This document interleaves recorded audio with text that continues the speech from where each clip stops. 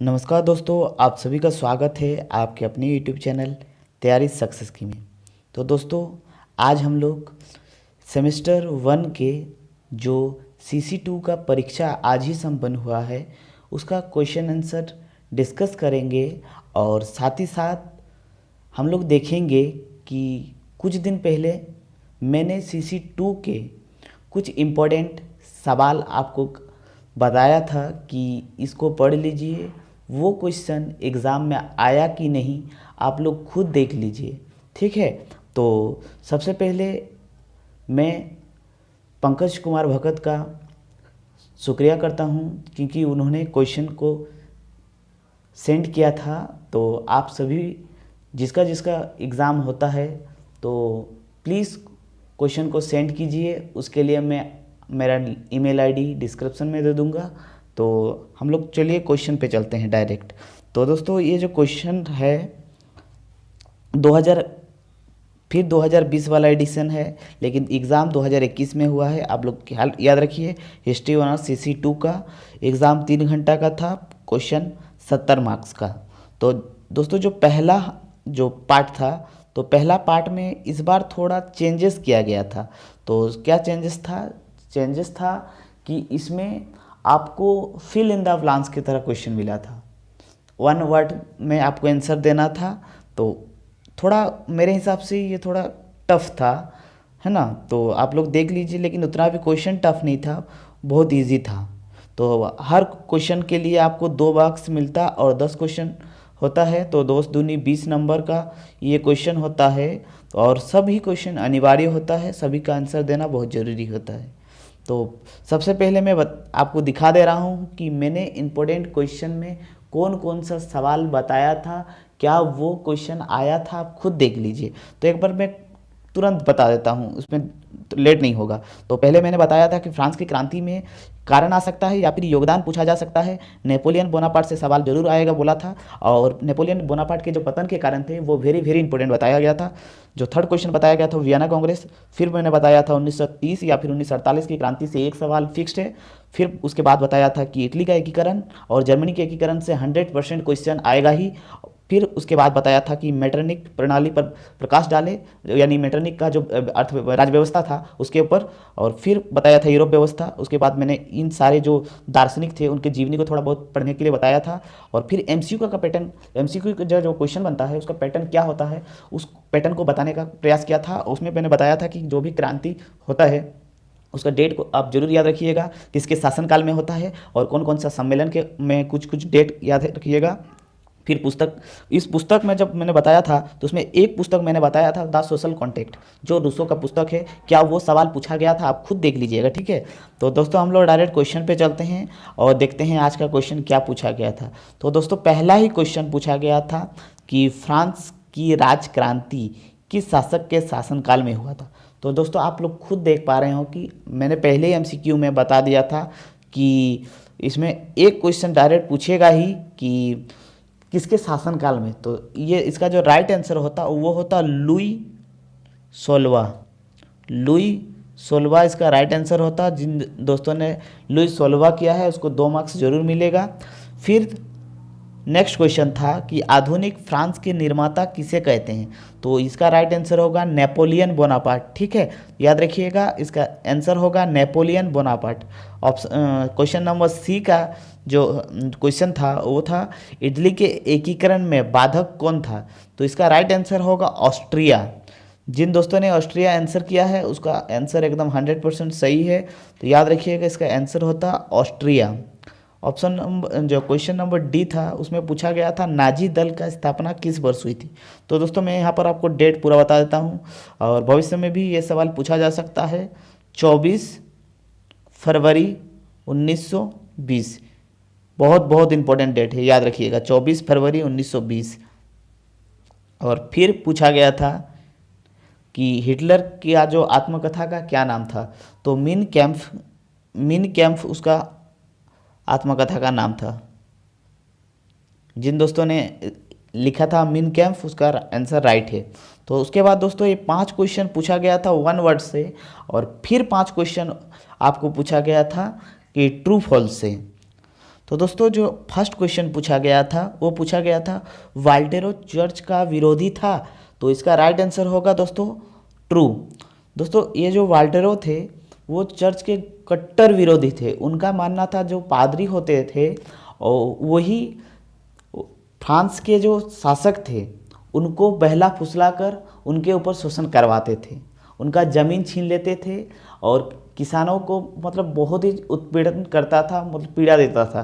तो इसका आंसर होगा ट्रू। ठीक है, नेक्स्ट क्वेश्चन पूछा गया था, तो आप खुद देख लीजिए, मैंने वहाँ पर एक ही पुस्तक बताया था पूरा पूरा वीडियो में, द सोशल कॉन्ट्रैक्ट। इसमें पूछा गया था द सोशल कॉन्ट्रैक्ट वाल्टेरो की रचना है, तो दोस्तों इसका राइट आंसर होगा फॉल्स, मतलब गलत है। ये किसका पुस्तक है? रूसो का। ठीक है, तो पहला वाला ट्रू था, दूसरा वाला फॉल्स है, और फिर तीसरा वाला पूछा गया फासीवाद राष्ट्रवाद का समर्थन करता है, तो दोस्तों इसका राइट आंसर होगा फॉल्स। दोस्तों फासीवाद साम्यवाद का समर्थन करता है, याद रखिएगा, वो राष्ट्रवाद का समर्थन नहीं करता है। नेक्स्ट क्वेश्चन है आई नंबर में पूछा गया था मैटरनिक प्रतिक्रियावादी नेता था, तो दोस्तों मैटरनिक घोर प्रतिक्रियावादी नेता था, मतलब इसका राइट आंसर होगा ट्रू, सही है आंसर। ये बहुत ही ज़्यादा कट्टर प्रतिक्रियावादी नेता था।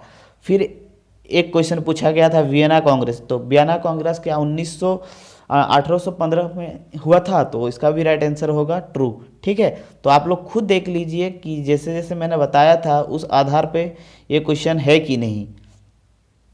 ठीक है, उसके बाद हम लोग लॉन्ग क्वेश्चन पे चलते हैं। ये हो गया हम लोग पार्ट ए हो गया, जिसमें ऑब्जेक्टिव टाइप का या फिर शॉर्ट क्वेश्चन पूछा गया था। फिर हम लोग का आता है पार्ट बी, तो पार्ट बी में जो क्वेश्चन था आप लोग खुद देख लीजिए क्या क्वेश्चन था। क्या मैंने ये क्वेश्चन बताया था कि फ्रांस की क्रांति में दार्शनिकों का पक्ष को लिखे, मतलब दार्शनिकों का योगदान, वही क्वेश्चन है। फिर दूसरा क्वेश्चन था नेपोलियन की विदेश नीति। ठीक है, तीसरा था वियना कांग्रेस, तो वियना कांग्रेस मैंने वहाँ पर बताया था, आप अगर पढ़ लिए होते मेरा बात से तो ये आप आराम से लिख सकते थे। फिर दूसरा क्वेश्चन था मैटरनिक व्यवस्था या फिर मैटरनिक पद्धति क्या थी, बस वही क्वेश्चन था, लैंग्वेज थोड़ा चेंज कर दिया, उसमें मैंने बताया था व्यवस्था, इसमें बताया था पद्धति, बस वही है क्वेश्चन। तो आप खुद देखिए क्वेश्चन आया था कि नहीं। फिर देखिए दोस्तों नेक्स्ट क्वेश्चन पूछा गया था इटली के एकीकरण, देखिए आया था कि नहीं क्वेश्चन, बहुत ही इजी सा क्वेश्चन आया था।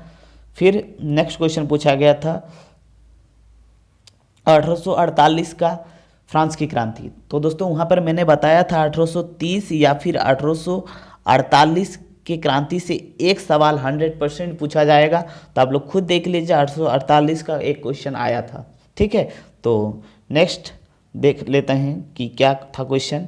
तो दोस्तों ये थोड़ा अटपटा सा क्वेश्चन था, तो डेमोक्रेसी इन ब्रिटेन, तो ये क्वेश्चन थोड़ा टफ था, तो ये अगर छोड़े भी देते तो कोई टेंशन नहीं होता। फिर दूसरा क्वेश्चन था राष्ट्रीय राज्यों के उदय का वर्णन करें, तो ठीक है, तो ये थोड़ा टफ क्वेश्चन था, आगे देखते हैं। तो जो दोस्तों पार्ट सी में हम लोग देखेंगे, पार्ट सी में 2 क्वेश्चन बनाना होता है और प्रत्येक क्वेश्चन के लिए आपको 15 मार्क्स दिया जाता है, यानी 30 मार्क्स का ये पार्ट सी होता है। इसमें सिर्फ और सिर्फ 2 ही क्वेश्चन बनाना होता है। तो दोस्तों आप लोग देखिए ये क्या क्वेश्चन पूछा गया था। तो पहला ही क्वेश्चन था कि फ्रांस के राजक्रांति में दार्शनिकों का भूमिका, तो आप लोग खुद देख लीजिए फ्रांस की क्रांति में दार्शनिकों का भूमिका मैंने यहाँ पर पहले ही बताया था, देख लीजिए फ्रांस की क्रांति में दार्शनिकों का भूमिका यही है, पहला क्वेश्चन पहले ही क्वेश्चन से आया है। फिर दूसरा क्वेश्चन में पूछा गया था नेपोलियन, सॉरी दोस्तों ये नहीं है, दूसरा क्वेश्चन में पूछा गया था कि नेपोलियन के पतन का कारण। ठीक है, फिर मैंने वहाँ पर दूसरा क्वेश्चन में क्या बताया था आप लोग देख लीजिए। दूसरा क्वेश्चन में मैंने भी बताया था कि नेपोलियन बोनापार्ट से क्वेश्चन आएगा और पतन 100% आएगा। ठीक है, तो दूसरा क्वेश्चन भी आया था। फिर मैं और दिखा देता हूँ, फिर आया था जर्मनी का एकीकरण में बिस्मार्क के द्वारा की गए प्रयासों का वर्णन करें, तो ये भी मैं दिखा देता हूँ कि जर्मनी का एकीकरण मैंने बताया था कि नहीं। देखिए ये है जर्मनी का एकीकरण। तो दोस्तों लास्ट क्वेश्चन हम लोग का, तो दोस्तों जो लास्ट क्वेश्चन हम लोग से पूछा गया था वो मैटरनिक व्यवस्था के गुण और दोषों का वर्णन करें। तो आप लोग खुद देख लीजिए, ये क्वेश्चन मैंने बताया था कि नहीं। मैटरनिक प्रणाली पर प्रकाश डाले, प्रणाली व्यवस्था एक ही चीज़ हो गया। तो देखिए ये क्वेश्चन भी मैंने बताया था कि ये क्वेश्चन बहुत ज़्यादा ही इम्पोर्टेंट। तो आप लोग देख पा रहे हैं कि जो पूरा लॉन्ग क्वेश्चन था, चारों के चारों मैंने बताया था। तो प्लीज़ आप विश्वास कीजिए, आप चैनल को ज़रूर सब्सक्राइब करें, वीडियो को ज़्यादा से ज़्यादा शेयर करें। दोस्तों जाने से पहले मैं आप सभी से एक रिक्वेस्ट करना चाहता हूँ कि ये वीडियो अपने दोस्तों के साथ ज़रूर शेयर कीजिए, ताकि उनको भी पता चले कि यहाँ पर जो बताया जा रहा है वो एग्ज़ाम प्रोस्पेक्टस से कितना इम्पोर्टेंट है। ठीक है, तो आप शेयर कीजिए, ज़रूर कीजिए। और अगर वीडियो अच्छा लगे तो प्लीज़ एक लाइक ज़रूर कीजिए। और किस किस को ये वीडियो फ़ायदा हुआ पहुंचा, वो जो इंपॉर्टेंट क्वेश्चन वाला, वो प्लीज़ कमेंट बॉक्स में ज़रूर लिखिए। मिलते हैं नेक्स्ट वीडियो में, तब तक के लिए जय हिंद, जय भारत।